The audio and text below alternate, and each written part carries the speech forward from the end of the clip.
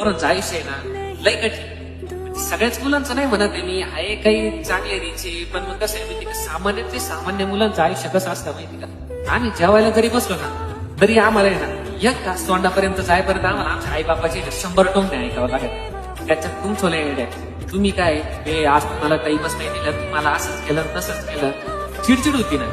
अगं मला काय म्हणायचंय, प्रेम केलं ना तर असं गाड्यावर नाही करावं लागत त्याच्यामध्ये. तू त्याला शेवटपर्यंत साथ कशी देते ना हे मॅटर करतं त्याच्यामध्ये. तो मुलगा हॅप्पी कसा राहील ना तू हे बघ ना.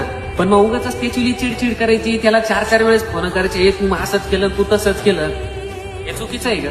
अगं तुम्ही प्रेम केलंय ना तर ते शेवटपर्यंत कसं जाईल ना हा विचार करा. की अर्धवटच कसं करेल ना असं वागू नका पोरी ना तुम्ही.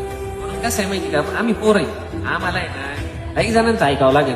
घरचं ऐकायचं, दारचं ऐकायचं, तुमचं ऐकायचं, बरोबर. भविष्याचं ते वेगळं टेन्शन.